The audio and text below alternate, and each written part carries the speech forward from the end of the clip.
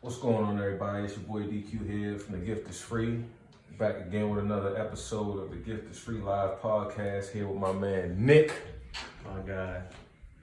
Laguerre. And make sure y'all pronounce it right if y'all was to ever be around and try to read it off some paper. Don't butcher the man name. It's Laguerre. It's Laguerre, right? It's Laguerre. Laguerre. There you go. Gotta say it with the little mean on it. But yeah, man, we back with another episode. Happy to have you here, man. I appreciate you coming through. I was kind of waiting for this episode for a while, but I wanted to make it kind of right, and I was getting it situated. So now we good? Yeah, we solid. I appreciate you having me. Oh yeah, for sure, man. It's gonna be good.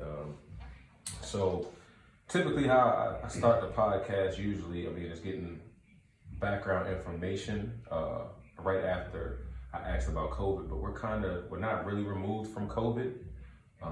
But I did want to ask how COVID affected you when everything did shut down and how it's affected you since then. So when everything first shut down, what was that, 2 years ago in March? Mm-hmm. So they stopped work. For me, it was 2 months, basically 2 months, and I was home. And where I work for the government. So everything I can do is at work. I can't work at home. So basically I did nothing for 2 months. Whew. Nothing. Absolutely nothing. No emails, no nothing. So I was home for 2 months, and I bought a house right after COVID hit. So it was kind of a blessing and a curse because I was able to be home and get stuff done, but it was also I had a lot of time. And I don't do good with just free time. I need to do something. So I was kind of stressed, but at the same time I was blessed because I was still getting paid over them 2 months. Right. So it wasn't too bad for me. I feel like many people had it much worse than I did, so I can't complain. Oh no, for sure. It definitely got real. People didn't know what was going on at first. The level of severity, so it was kind of like all right, what's going on type of situation. But when it really hit, it was it really hit some people hard. But some people took the time and took advantage of it too. I know some people that say they kind of got a clear sense of what they wanted to do during that time. But others, maybe like you, was I don't do well with the downtime like that. Not at all. Yeah, a friend said he gained a couple of pounds during that time. He ain't alone. Couple people gained some weight. A lot of people did. That's one thing. I try to stay active just because that was one thing I did when that happened. Yeah. If I'm stuck at home, then like I said, I can't do nothing. So I'm either running. I bought weights from my basement, so I did all of that. So luckily I was able to stay in shape. Right. We were just talking about the air. I was talking about the biking. That's what I picked up during COVID, just to stay active. Because like I told you, I'm not running nowhere. I'm not. It's too harmful on my body. It's too stressful. Yeah, the knees, the back.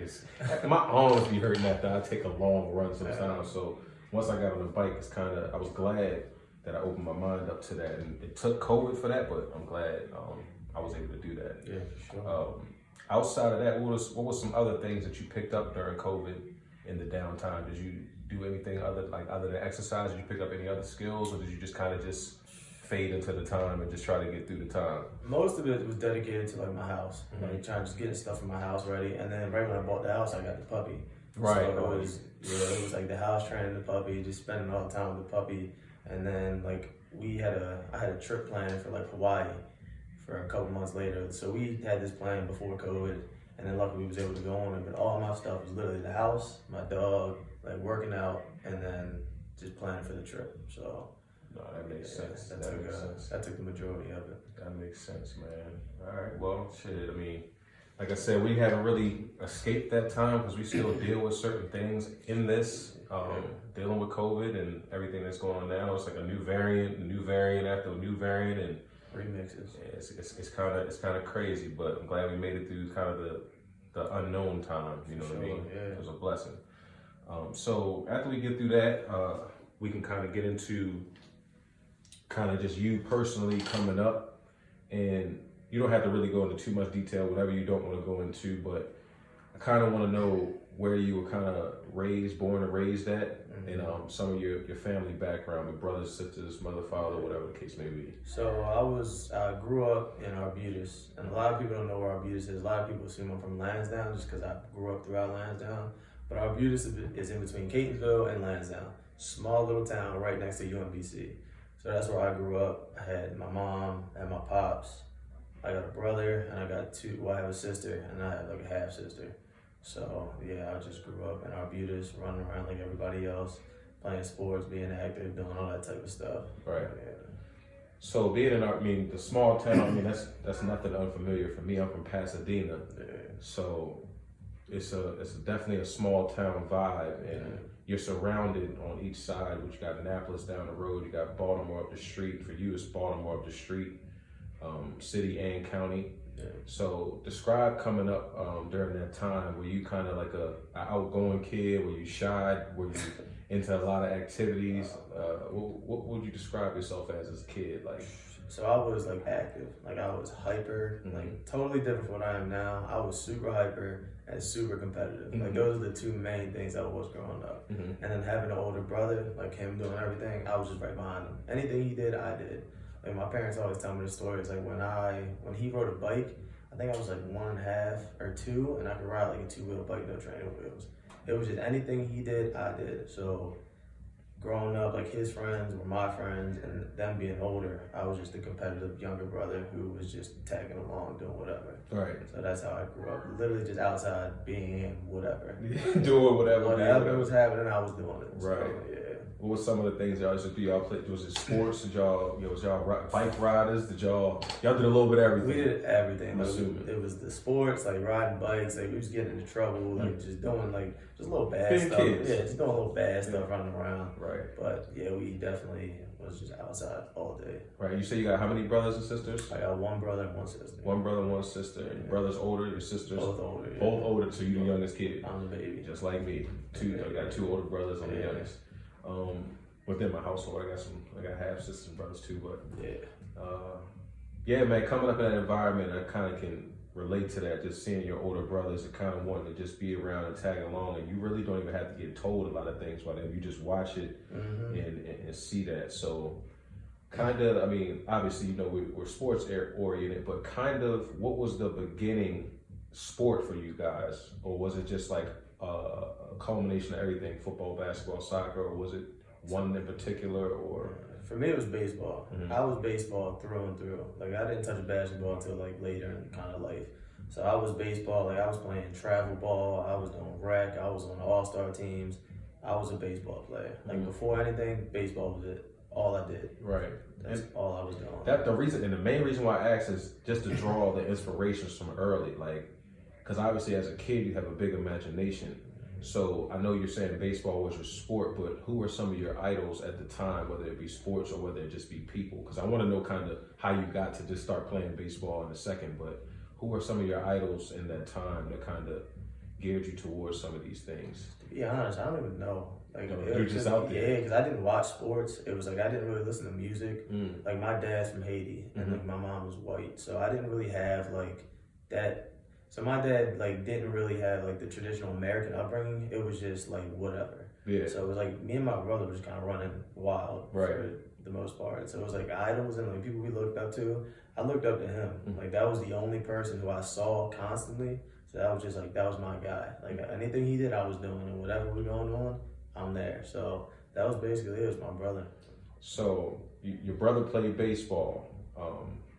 So you guys kind of just was into it for the sport and just what was going on. You really didn't have any pros that you were watching that kind of influenced you just out there going. The one thing I could think of was like Cal Ripken. Like that was a time when he was out here. One, like anywhere you went, you saw Cal Ripken. So maybe that. Like I think I was number 8 growing up because of him. But other than that, like that was probably like the only person who I really could think of that I looked up to in baseball.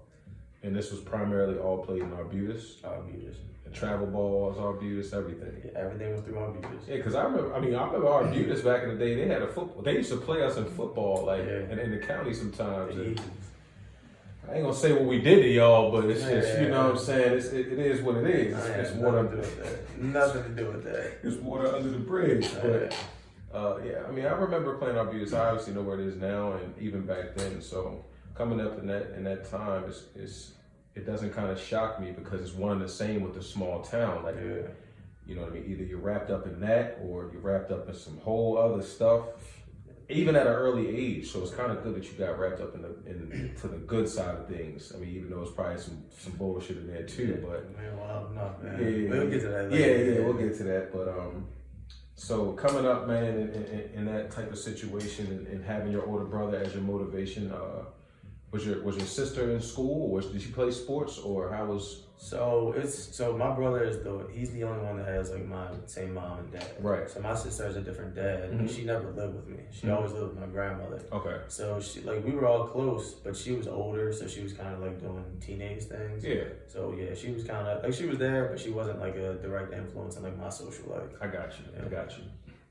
All right. What elementary school did you go to? Arbutus Elementary. Arbutus, everything. Arbutus Elementary. Everything Arbutus, Everything. man.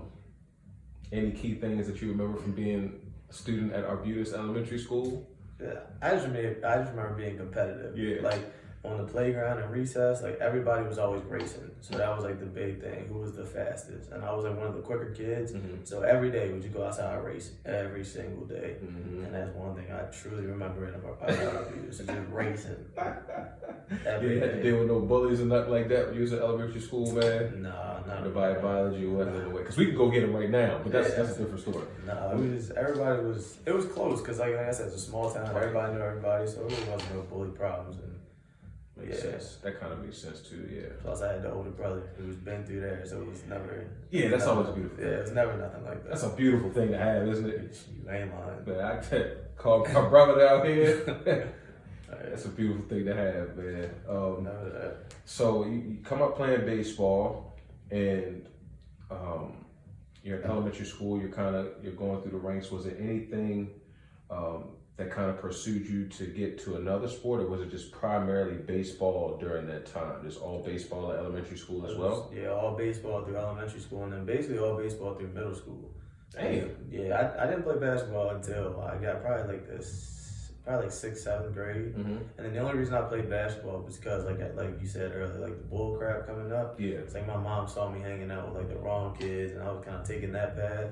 And then I remember this like specifically. She just said like, "You're playing basketball. I'm signing you up." And I cried and I cried and I cried. I told her she was a terrible mother. Oh, I did all of that. everything. Like, I was so hurt that she was. You was just hurt. Yeah. Didn't want to play. Didn't want to do anything. And it's like, think about it now, I had the dumbest reason because I had like long hair, like kind of fro. And I always thought people would laugh at me because like my hair would be bouncing, running up and down the court. For sure. Never wanted to play. Never wanted to play. And then she signed me up, and that was it. And I had no choice in the matter. So. Right. Okay, so you said that was about 6th grade. Like 6th grade, yeah. Okay, so 5th grade. I mean, I'm gonna get there in a second, but before we do, one of the initial questions I asked in the beginning as well is, did you feel like you were gifted in baseball early, and at what point did you really like start to love the sport? Like, I know you started playing it at an early age, but at an early age also, did you start to love it as well? Like, did you actually fall in love with the sport? I think so. I think mostly it's because all my friends played. Right. And I think that was a chance to compete with friends. Like, we were all on different teams. Some were on your team, some weren't. So I think that was like the majority of the motivation, was just the competition part and just to be with my friends. Right. Because like in the summertime, everybody's on the baseball field. Everybody's in one central location. So it's like you couldn't beat it growing up. Everybody's there, everybody's competing, and it was just fun. Yeah, the social structure too, like you said, to see your friends out there, that'll make you want to do it anyway. Exactly, you know? So you stayed at Arbutus Elementary. Did you go to Arbutus Middle School? Arbutus Middle. Come on, man. Arbutus everything. Arbutus everything. Everything. Okay, so you get to Arbutus Middle, man, and how many years older is your brother? He's 2 years. 2 years older, so you get to 6th grade, he's in 8th grade? Was he in 8th grade? I think he might have been a freshman. He might have, is he? No, he was 8th grade, yeah. He was in 8th grade, so how was that going to school with your brother as a 6th grader? You finally started to, grow up a little bit. I think in 6th grade, you about 11, 12 years old. Like that. So you kind of starting to grow into a little bit of a person yourself. You establish your own identity. So how was that middle school experience and having to deal with your brother as an 8th grader, being a young cat? Yeah, same thing. Like, it's weird when you see your siblings in school. Oh, yeah. Like, it's the weirdest thing to me. I remember, like, because in middle school, it was like you would split up. Like, younger kids would be on the top floor, and then the older kids would be on the bottom floor. So it's like you run into your brother in school in the hallway, and it's just like, for me, it was like immediate time to play. It's like just joking, like playing, fighting, doing like whatever. Any and everything. Yeah, just because it's like I see my brother, like I'm excited. But nah, it was cool just going to school because we had an 8th grade basketball team, and it's like only 8th graders could play, and that was kind of the first where I really got introduced to like being like competitive basketball. Because before it was just rec. Like I thought rec was everything, and then seeing him play in middle school, it was like because he's playing different schools, different kids we've never seen before. And I always thought that was like fascinating for some reason. As a 6th grader, watching him as an 8th grader. Yeah. And how would you have, I mean, you said it was kind of fascinating, but in your eyes at that point, did he have game? Was he like one of the nicer cats on the floor? You wanted to kind of be like that? Is that what kind of drove you to playing a little bit more? Or do you think it was just like, he was playing, I'm going to play too, that's what we do? Probably more of that. Okay. But then so my brother was like tall growing up. So he's probably like 6'2" now. In like 8th grade, he was probably 6'1". That's crazy. So like he grew fast. So he was always bigger than everybody. Like he was a kid who could dunk in middle school. Like he was that kind of guy. So everybody looked up to him like, oh, he's the best, this and that. Right. So I think that's where the motivation came from. Like, all right, everybody's praising him. It's like I want to be good too. So that's where the competition comes back into play. It's like I need to beat him. I want to be better than him. Yeah, you gotta be better than him. Yeah. Okay. Yeah, that's what I needed right there. That's what I wanted to hear. That right there.